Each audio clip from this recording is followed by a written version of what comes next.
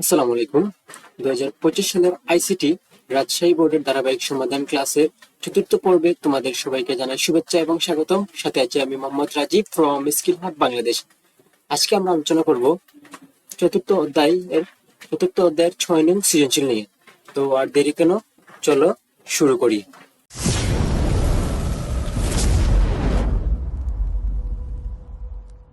প্রশ্ন 6, একটা উদ্দীপক দেওয়া আছে, আমরা প্রথমে উদ্দীপক পড়বো, তারপর উদ্দীপক থেকে আনসার দেওয়ার চেষ্টা করব। তো উদ্দীপক কি বলছে?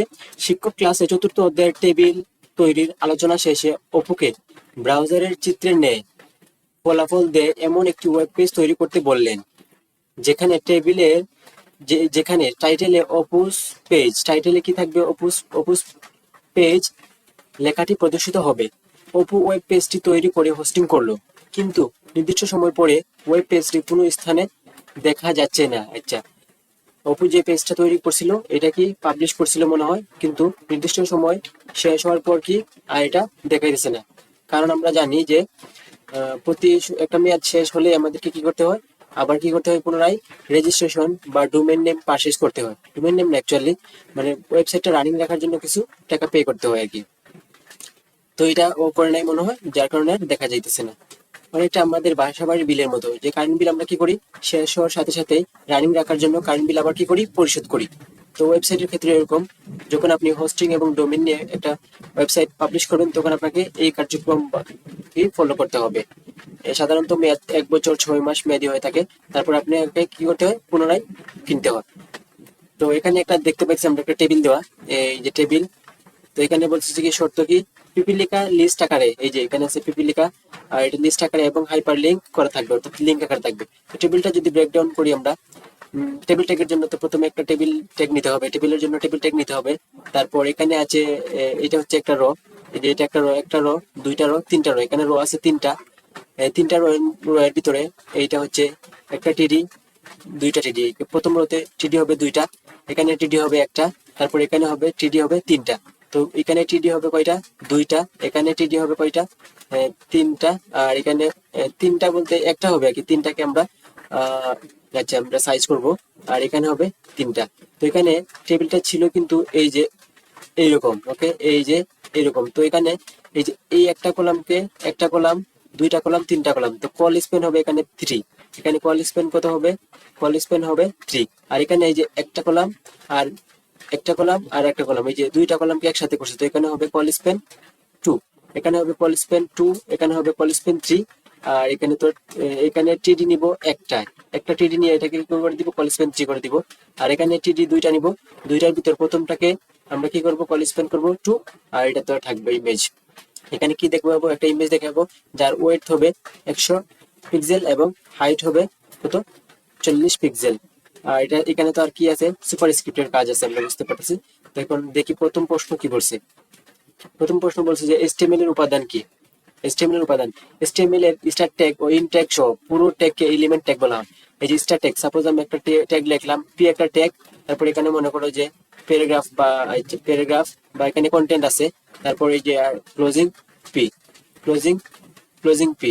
তো এই যে এটা হচ্ছে কন্টেন্ট, এটা হচ্ছে কি কন্টেন্ট। আর এই যে ওপেনিং ট্যাগ থেকে শুরু করে, এই যে ওপেনিং থেকে শুরু করে ক্লোজিং ট্যাগ সম্পূর্ণটাকে একসাথে কি বলা হয়? HTML এর উপাদান বলা হয়। এই কথাটাই বলছে। HTML এর স্টার ট্যাগ, এই যে স্টার ট্যাগ হচ্ছে পি, তারপর স্টার ট্যাগ এবং ইনট্যাগ সহ পুরোটাকে পুরো ট্যাগকে এলিমেন্ট উপাদান বলা হয়। তো 2 নম্বর প্রশ্ন কি বলছে যে ওয়েবসাইটের দুটি অংশ থাকে, ব্যাখ্যা করো। তো প্রতিটা ওয়েবসাইটের দুইটা অংশ থাকে, একটা হচ্ছে ফ্রন্ট এন্ড, একটা হচ্ছে ব্যাক এন্ড। ফ্রন্ট এন্ড কোনটা? যেটা আমরা দেখতে পাই, এই যে আমরা কোনো ওয়েবসাইটে ঢুকলেই যখন আমরা দেখতে পাই তখন হচ্ছে এই এটা হচ্ছে ফ্রন্ট এন্ড। সাপোজ আমি যে এই কোথায় ঢুকবো, সাপোজ আমি ধরি যে amazon.com লিখি, amazon amazon.com লিখি। তো আমি যদি এই যে যাই, তো এই যে যা আমি দেখতে পাইতেছি, এই যে এখানে যে আমি যা দেখবো, এটা হচ্ছে ফ্রন্ট এন্ড ডেভেলপমেন্ট, এটা হচ্ছে ফ্রন্ট এন্ড ডেভেলপমেন্ট, ওকে। এটা হচ্ছে ফ্রন্ট এন্ড। আরেকটা কি? আরেকটা হচ্ছে এই যে ব্যাক এন্ড। ব্যাক এন্ড কি? ব্যাক এন্ডটা হচ্ছে এই যে আমি যদি এখানে ক্লিক করি, ফাংশনালিটির কাজ। এই যে আমি যদি এখানে অ্যাড কার্ড করি, তারপর আমাকে কি করবে? যে ডাইনামিক্যালি যে সিস্টেমটা আর কি পরিবর্তন হয়, এটা হচ্ছে ব্যাকএন্ডের কাজ সাধারণত ফাংশনালিটি হয়ে থাকে, আর স্ট্যাটিস্টিক্স আর চেঞ্জ হয় না। তো এখানে কি বলছে দেখি একটু। ওকে, এই যে ফ্রন্ট এন্ড ডেভেলপমেন্ট, ওয়েবসাইটে সাধারণত দুটি অংশ থাকে, একটা হচ্ছে ফ্রন্ট এন্ড, একটা ডেভেলপমেন্ট। ফ্রন্ট এন্ড হচ্ছে কি, এটি হচ্ছে ওয়েবসাইটের দৃশ্যমান অংশ যা ব্যবহারকারী সরাসরি দেখে না ব্যবহার করেন। এখানে text, image, button, menu, form ইত্যাদি থাকে। এটি HTML, CSS এবং জাভাস্ক্রিপ্ট ব্যবহার করে তৈরি করা। এই যে ওয়েবসাইটের তিনটা ফান্ডামেন্টাল কোর কনসেপ্ট হচ্ছে HTML, CSS এবং জাভাস্ক্রিপ্ট। এই তিনটা ছাড়া ফ্রন্ট এন্ড ডেভেলপমেন্ট সম্ভব না। তারপর 2 নম্বর, 4 লাস্টেরটা কি বলছে যে উদাহরণস্বরূপ ফেসবুক বা গুগল খোলায় যা দৃশ্যমান হয় সেটি ফ্রন্ট এন্ড আছে। তারপর হচ্ছে ব্যাকএন্ড, এটি ওয়েবসাইটের অভ্যন্তরীণ অংশ যা ব্যবহারকারী সরাসরি দেখতে পান না, যেটা আমরা সরাসরি দেখতে পাই না, অর্থাৎ ব্যাকএন্ডে যে কাজ হয়। ব্যাকএন্ডে কিন্তু অনেক ফাংশনালিটির কাজ থাকে, আর ব্যাকএন্ড হচ্ছে অনেক জটিল। ফ্রন্ট এন্ডটা সবাই শিখতে পারে ইজিলি, কিন্তু ব্যাকএন্ডটা সবাই শিখতে পারে না। সবাই শিখতে পারে না বলতে আর কি, একটু কঠিন তুলনামূলক ফ্রন্ট এন্ড থেকে। কিন্তু যারা লজিক ভালো বোঝে তাদের জন্য ব্যাকএন্ড খুব ইজি। তারপর 2 নম্বরটা কি বলছে যে এই অংশ ডাটা সংগ্রহ, প্রক্রিয়াকরণ, সংরক্ষণে কাজ করে। তারপর 3 নম্বর, এটি সার্ভার, ডাটাবেজ এবং ব্যবসায়িক লজিক নিয়ে গঠিত। এই যে লজিক নিয়ে গঠিত, এটি তৈরিতে প্রোগ্রামিং ভাষা PHP, পাইথন, নোড.js, জাভা ইত্যাদি ব্যবহার করা হয়। এই যে নোড.js হচ্ছে একটা জাভাস্ক্রিপ্ট জানলে নোড.js পড়া অনেক শেখা অনেক সহজ। নোড.js দিয়ে কি করা হয়, ব্যাকএন্ড ডেভেলপমেন্ট করা হয়। তো ফ্রন্ট এন্ড ডেভেলপমেন্টের ল্যাঙ্গুয়েজ কোনটা? তিনটা, HTML, CSS, জাভাস্ক্রিপ্ট। এবং ব্যাকএন্ড ল্যাঙ্গুয়েজের জন্য, ব্যাকএন্ডের জন্য ল্যাঙ্গুয়েজ কয়টা? এই যে কয়েকটা দেওয়া আছে, PHP, পাইথন, নোড.js, জাভা, এগুলো হচ্ছে ব্যাকএন্ড ল্যাঙ্গুয়েজ। উদাহরণস্বরূপ আমরা ফর্ম পূরণ করলে সেই তথ্য কোথায় যাবে, কিভাবে সংরক্ষিত হবে, এইসব ব্যাকএন্ডে ঘটে। সহজভাবে বলা যায় ব্যাকএন্ড হলো ওয়েবসাইটের অন্তর্নিহিত কার্যাবলী। যা আশা করি ফ্রন্ট এন্ড এবং ব্যাকএন্ড বুঝতে পারতেছি। ফ্রন্ট এন্ড হচ্ছে আমরা কোনো ওয়েব পেজে ঢুকলে যা দেখতে পাই তা হচ্ছে ফ্রন্ট এন্ড, আর ব্যাকএন্ড হচ্ছে ভিতরে যেগুলো থাকে যা ব্যবহারকারী দেখতে পারে না।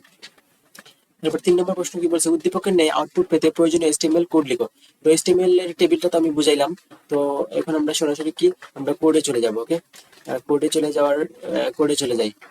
তো আবার যদি বলি যে এখানে টিয়ার হবে কয়টা? টিয়ার হবে 3টা। তারপর প্রথম টিয়ার এর মধ্যে TD হবে 2টা, এখানে TD হবে একটা। তারপর এখানে আমরা কল স্পেস করবো 3। তারপর শেষের টিয়ারের ভিতর TD হবে 3টা, আর এগুলো আমরা ব্ল্যাঙ্ক রাখবো।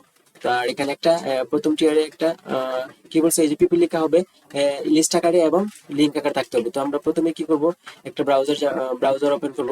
ব্রাউজারে গিয়ে লিখবো, আমি মজিলা ফায়ারফক্স ওপেন করতেছি। লিখবো যে কি, run HTML in online, run HTML in online. আমরা আগে প্রথমে কি দেখবো, প্র্যাকটিক্যাল দেখবো। প্র্যাকটিক্যাল দেখার পর কি করব, এই যে আমরা এখান থেকে কপি করে আমাদের কোড লিখে দিব খাতায়। আমার তো কি দরকার নাই, আমার যে CSS দরকার নাই, জাভাস্ক্রিপ্টের দরকার নাই, আবার আমার এই যে এইগুলা দরকার নাই। কমেন্টগুলো আমি ডিলিট করে দেই, এই যে কমেন্টগুলো ডিলিট করে দিলাম। তারপর এই যে এইগুলা টাইটেল রাখবো আমি, কারণ টাইটেলে অপুজ হোম পেজ লিখবো। আর একদম ফ্রেশ একটা এগুলো আমি কেটে দেই। তাই এই যে একদম ফ্রেশ। আর এখানে কি হবে, APU's web page, APU, APU's web page. Okay, তারপর টেবিল তৈরি করার জন্য আমাদের কি কোন ট্যাগ নিতে হবে, এই যে টেবিল ট্যাগ নিতে হবে। টেবিল ট্যাগের ভিতর কি দুইটা অ্যাট্রিবিউট দিতে হবে। একটা হচ্ছে বর্ডার কি দিব, বর্ডার দিব আমরা 0। তারপর দিব সেল স্পেসিং দিব কত, সেল স্পেসিং দিব বর্ডার 1 দিব, সেল স্পেসিং দিব 0, সেল স্পেসিং 0। আর বর্ডার হবে 1। তারপর হচ্ছে ক্লোজিং টেবিল। আচ্ছা, আমি বর্ডার 0 দিয়ে দিচ্ছি, বর্ডার 0 না, বর্ডার হবে 1। তারপর আমরা যদি দেখতে পাই কয়টা টিয়ার বলছিলাম, 3টা। তো 3টা টিয়ার নিয়ে নেই, একটা নিলাম ক্লোজিং টিয়ার, তারপর আরেকটা নেই টিয়ার, তারপর হচ্ছে ক্লোজিং টিয়ার, 2টা নিলাম। তারপর আরেকটা নিয়ে নেই টিয়ার, তারপর যে হচ্ছে টিয়ার নিলাম, তারপর হচ্ছে এই যে ক্লোজিং টিয়ার। এই যে 3টা টিয়ার নেওয়া শেষ। তো প্রথম টিয়ারে TD কয়টা ছিল, 2টা, একটা ইমেজের জন্য, একটা পিপিলিকা হাইপার লিঙ্কের জন্য। তো প্রথমে আমরা দিব কি TD, তারপর হচ্ছে ক্লোজিং TD, তারপর একটা TD, তারপর এই TD তে কি ছিল, একটা ইমেজ ছিল। তো ইমেজটা দিয়ে দেই। ইমেজের জন্য কি নিব, ইমেজ ট্যাগ নিব। এই যে ইমেজ ট্যাগ IMG, তারপর SRC, বাধ্যতামূলক একটা অ্যাট্রিবিউট SRC এর ভিতর বলে দিব কি ডট জেপিজি ছিল জানি আমাদের, map.jpg। তো এখানে আমরা বলে দিব কি map.jpg, map.jpg। এটা একটা ডেমো, এটা দেখাবে না। তারপর এটা ওয়েট কত ছিল, WIDT ওয়েট ছিল এই যে 100, এবং HEIGHT হাইট ছিল 40। তারপর দেখি আর কি আছে। ইমেজে আর তো কিছু নাই, তো ইমেজের কাজ শেষ। তো আমরা কি করে দিব, এই যে সেলফ ক্লোজিং। ওকে, ইমেজটা এই যে এখানে ইমেজের একটা আসছে, কিন্তু প্রথম টিডিতে আমরা কি কিছু দেই নাই। প্রথম টিডিতে কি বলছিলাম যে এই যে এটা কি আকারে থাকবে, লিস্ট আকারে থাকবে। তো লিস্ট আকারের জন্য আমরা কি ইউজ করব, এই টিডি এর ভিতরে প্রথমে আমরা দিব হচ্ছে অর্ডার লিস্ট। তো ও এল ওয়েল ওয়েল এর পর কি এটা কি আকারে থাকবে বলছি, লিঙ্ক আকারে থাকবে। ওয়েল এর ভিতরে কি দিতে হবে, এলআই দিতে হবে। তারপর লিঙ্ক আকারে যেতে থাকবে এ এইচ রেফ, তারপর হচ্ছে এ এইচ রেফ, তারপর হচ্ছে এখানে এই যে লিঙ্ক দিতে হবে, এই যে এইচটিটিপিএস, তারপর হচ্ছে ডব্লিউ এইচটিটিপিএস, তারপর হচ্ছে ডব্লিউ ডট, তারপর হচ্ছে পিপিলিকা ডট কম। ওকে, তো এই তো এই এখন আমরা এখানে লিখে দিব কি, এই যে পি পি পি লি পিপিলিকা পিপিলিকা পিপিলিকা ডট কম ছিল না, পিপিলিকা ছিল, শুধু পিপিলিকা ছিল, শুধু পিপিলিকা ছিল। ওকে, তারপর কি ভুল করলাম, এখনো পিপিলিকা দেখাইতেছে না কেন। আচ্ছা, আমরা পিপিলিকা লিখি, পি পিপিলিকা পিপিলিকা। তারপর হচ্ছে আমরা কি ক্লোজ করব, এটাকে ক্লোজ করব, প্রথমে এটা ক্লোজ করে দিলাম। তারপর কি ক্লোজ করব, তারপর হচ্ছে এল আই ক্লোজ করব, তারপর ক্লিক ক্লোজ করব, তারপর হচ্ছে ও এল ক্লোজ করব, ক্লোজিং ও এল। পিপিলিকা স্পেলিংটা পিপিলিকা দেখাইতেছে না কেন, পিপিলিকা ও এল এল আই, তারপর এ এইচ রেফ দিলাম। তো T R T D cell spacing border 1 cell spacing 0, একটু ছোট করে দেখি, কই দেখাইলো না তো। টিডি, ওকে, আমি এই যে এইখানে সরি এখানে এই যে ইমেজের টিডিটা ক্লোজ করি নাই, তো ইমেজের টিডিটা ক্লোজ করে দেখি কি দেখায় হয়তো বা। আচ্ছা, ইমেজের টিডিটা ক্লোজ করলাম, বাট এখানে স্টিল কি দেখা যাচ্ছে, ইমেজ ইমেজ এসআরসি মেড ওয়েট, এই যে এখানে এক্সট্রা একটা কি চলে আসছে। এটা তো না না, এটা তো ঠিক আছে। তারপর হচ্ছে image SRC width, WIDTH width 100, height, এটা ঠিক আছে, এগুলো সব ঠিক আছে। এখানে কি ভুল করলাম কিনা, এটা টিডি দিলাম। পিপিলিকা ডট কম, পিপিলিকা HTTPS। ওকে, এখানে কি লেখা আছে, শুধু পিপিলিকা ডট কম এইচরেফ HTTPS। আচ্ছা, এটা ইয়া করে নাই, এই যে এখানে ডবল কোটেশন বা কোটেশন এখানে ক্লোজ করে নাই। এই যে এখন আসছে এই যে এখানে। তো এই যে প্র্যাকটিক্যাল করার ফায়দা, এটা কোন জায়গায় ভুল হইতেছে এটা আমরা দেখতে পাইতেছি। এই যে সব আমাদের হয়ে গেছে, প্রথম ইয়া হয়ে গেছে, আমাদের টিআর কমপ্লিট হয়ে গেছে। এই যে পিপিলিকাটা লিঙ্ক আকারে আছে, আর লিঙ্ক আকারে থাকলে তো আমরা জানি ব্লু দেখায়। আর এই যে ইমেজ, এখানে একটা ইমেজ আসবে যদি একটা ডেমো, তাই যে ইমেজের হাইট কত হবে 40 পিক্সেল এবং ওয়েট কত হবে 100 পিক্সেল। তারপর দ্বিতীয় টিআরে কি, ওয়েলকাম। টিআরে কি নিব, একটাই টিডি আছে, টিডি নিয়ে দেখি কি হয়। টিডি নিয়ে কি দিব, ওয়েলকাম ওয়েলকাম ওয়েলকাম। তারপর হচ্ছে ক্লোজিং টিডি। এখন এখানে আমরা এখানে কি ইউজ করবো বলছিলাম, এই যে কল স্পেন কত, কল স্পেন 3। আর এটাকে অ্যালাইন করে দিব কি, ALIGN অ্যালাইন কি করে দিব, এই যে সেন্টার, অ্যালাইন সেন্টার করে দিলাম, সেন্টারে চলে গেল। ওকে, এখন সর্বশেষ কি, সর্বশেষ হচ্ছে যে সর্বশেষ টিআরে আমরা কি দিব, সর্বশেষ টিআরে আমরা টিডি দিব কয়টা, 3টা। এই যে টিডি, প্রথম টিডিতে হচ্ছে এই যে এ সুপার স্ক্রিপ্ট ছিল, এস ইউ পি, তারপর হচ্ছে বি, তারপর হচ্ছে এসইউপি, তারপর হচ্ছে এই যে সি, তারপর হচ্ছে ক্লোজিং এসইউপি, তারপর হচ্ছে ক্লোজিং এসইউপি, তারপর হচ্ছে এই যে closing T D, closing T D. এখন এখানে আমি ভুল করছি, এসইউপি, এই যে এটা ইয়া করে নাই, এই যে হয়েছে। এখন এই যে ABC, আর এটারও অ্যালাইন কি করে দিব, অ্যালাইন করে দিব সেন্টার, ALIGN অ্যালাইন করে দিব কি, centre, CNTR centre, align centre করে দিলাম। এখন হচ্ছে এই যে এখানে আরো টিডি কয়টা দরকার, আমার টিডি দরকার 3টা।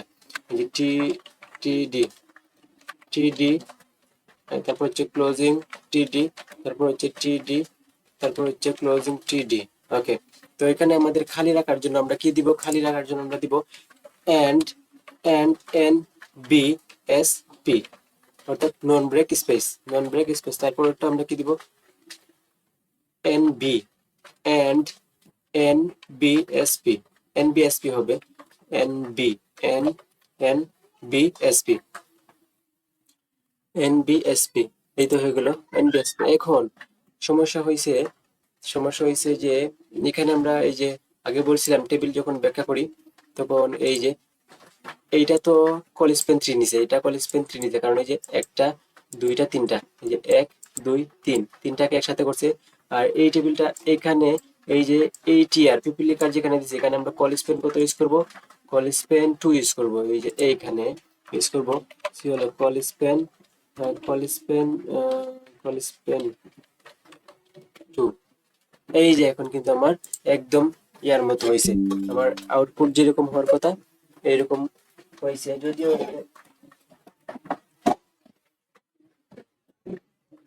ওকে ঠিক আছে, এখন আবার কোন জায়গায় জানি ক্লিক পড়ে গেল, কোন জায়গায়? এই যে এখান থেকে এনএসবি টা নাই হয়ে গেছে, এখানে একটা এনএসবি দিয়ে দিই, NB NB N N B. Okay, NBSP হবে বি এনবিএসপি। আর এখানে কি বলছিলাম যে কলিস্পেন, এটা কিভাবে জানি আমি হাত লেগে আন্ডু হয়ে গেছে। কল এসপিএন কলিস্পেন, কলিস্পেন কত দিব? এখানে 2 দিব। এই তো হয়ে গেছে আমাদের রেজাল্ট। তো এই তো ছিল কোড। তো এখন আমরা কি করব? এই যে এগুলাকে কি করব? কন্ট্রোল এ দিয়ে সব সিলেক্ট করব, কন্ট্রোল এ দিয়ে সব সিলেক্ট করব, তারপর কি করব? পেস্ট করে আমরা আমাদের খাতায় লিখে দিব। ওকে, তাহলে আমি দিব কি? কন্ট্রোল এ কন্ট্রোল সি, তারপর আমরা এই যে এখানে আমরা কি করে দিব? কোডটা লিখে দিব। তোমরা তো অবশ্যই খাতায় লিখবা। তো খাতায় আমি এখানে পেস্ট করে দিলাম। তো এই তো হয়ে গেল। ওকে, তো এখন আশা করি তোমরা সম্পূর্ণ টেবিলটা বুঝতে পেরেছো। তো এখন আমরা 4 নম্বর প্রশ্ন কি বলছে যদি দেখি। 4 নম্বর প্রশ্ন বলছে যে নির্দিষ্ট সময় পর ওয়েব পেজটি দেখা না যাওয়ার সমস্যা সমাধানের উপায় বিশ্লেষণ করো। এই যে সমস্যা ছিল, এখন এভাবে কি করে সমাধান করার উপায় বিশ্লেষণ করতে হবে। তো এই যে সমস্যা সমাধান। তারপর হচ্ছে উদ্দীপক অপু ওয়েবসাইটটি সার্ভারে হোস্টিং করলে, সার্ভারে হোস্টিং করছে কারণ সবাই দেখতে পাইতেছে ওয়েবসাইটটি নির্দিষ্ট সময় পর কোনো স্থানে দেখা যাচ্ছে না। এই সমস্যাটি সমাধানের উপায় নিম্নে বিশ্লেষণ করা হলো। হোস্টিং হলো কোনো একটি নির্ভরযোগ্য ওয়েবসাইট পাবলিশিং প্রতিষ্ঠানের সার্ভারে ওয়েবসাইট আপলোড করা। সার্ভারে ওয়েবসাইট সার্ভার কি? একটা বড় কম্পিউটার যেটা কি করে সার্বক্ষণিক চালু থাকে, আপলোড করা। এক্ষেত্রে প্রতিষ্ঠানটিকে একটি নির্দিষ্ট সময়ের জন্য অর্থ প্রদান করতে হয়। নির্দিষ্ট সময়ের জন্য কি প্রদান করতে? অর্থ প্রদান করতে হয়। যে কোনো ওয়েবসাইট ডিজাইন করার পর ওয়েবসাইটটি একটি নির্ভরযোগ্য সার্ভারে হোস্ট করার প্রয়োজন হয়। আবার হোস্টিং করার জন্য একটি একক বা অদ্বিতীয় আলফানিউমেরিক সম্মিলিত ওয়েব অ্যাড্রেস বা ডোমেইন নেম দরকার হয়। এই যে google.com এটা হচ্ছে একটা ডোমেইন নেম, তারপর facebook.com এটা হচ্ছে একটা ডোমেইন নেম। এই ডোমেইন নেম দিয়ে ওয়েবসাইটটিকে হোস্টিং সেবাদানকারী প্রতিষ্ঠানের সার্ভারে হোস্ট করে পাবলিশ করে। এক্ষেত্রে সেবা প্রদানকারী প্রতিষ্ঠানকে নির্দিষ্ট সময়ের জন্য অর্থ প্রদান করতে হয়। যে নির্দিষ্ট বারবার নির্দিষ্ট সময়ের জন্য কিন্তু প্রতিটি ওয়েবসাইট পাবলিশ করার ক্ষেত্রে নির্দিষ্ট সময়ের জন্য ফি প্রদান করতে হয়। নির্দিষ্ট সময়ের পর পর ওয়েবসাইট পাবলিশিং এর জন্য সেবা দানকারী প্রতিষ্ঠানকে পুনরায় নির্দিষ্ট সময়ের জন্য নির্দিষ্ট অর্থ দিয়ে রেজিস্ট্রেশন করতে হয়। আদারওয়াইজ কি হবে? ওয়েবসাইট দেখা যাবে না। ওরা কি করবে? সার্ভিস বন্ধ করে দিবে। ওয়াইফাই যেমন আমরা কি করি, বিল পরিশোধ না করলে ওয়াইফাই কি করে? অটো বন্ধ হয়ে যায় বা অফ হয়ে যায়, এরকম আর কি। উদ্দীপকে ফাহিম 3 মাস পর তার ওয়েবসাইটটিকে পুনরায় রেজিস্ট্রেশন না করার কারণে ওয়েবসাইটটি কোনো স্থানে দেখা যাচ্ছে না। এখানে 3 মাস কিনা উল্লেখ নাই মনে হয় উদ্দীপকে, কিন্তু এই যে নির্দিষ্ট মেয়াদ শেষের পর ওয়েবসাইটটি পুনরায় রেজিস্ট্রেশন না করার কারণে কি ওয়েবসাইটটি দেখা যাচ্ছে না। তাই এই সমস্যা সমাধান করতে হবে অর্থের বিনিময়ে পুনরায় ওয়েবসাইট ডোমেইন রেজিস্ট্রেশন করতে হবে। যে অর্থের বিনিময়ে পুনরায় ওয়েবসাইট ডোমেইন রেজিস্ট্রেশন করতে হবে। এই তো ছিল রাজশাহী বোর্ডের HTML থেকে 6 নং প্রশ্নের সমাধান। So that's it. তো ভিডিওটি যদি ভালো লেগে থাকে তাহলে একটা লাইক কমেন্ট শেয়ার করবা এবং স্কিল হাব বাংলাদেশ চ্যানেলটা সাবস্ক্রাইব করে রাখবা। So thank you so much for watching this video. ভালো থাকো, সুস্থ থাকো এবং পরবর্তী ভিডিও দেখার জন্য স্কিল হাব বাংলাদেশের সাথেই থাকো। আসসালামু আলাইকুম।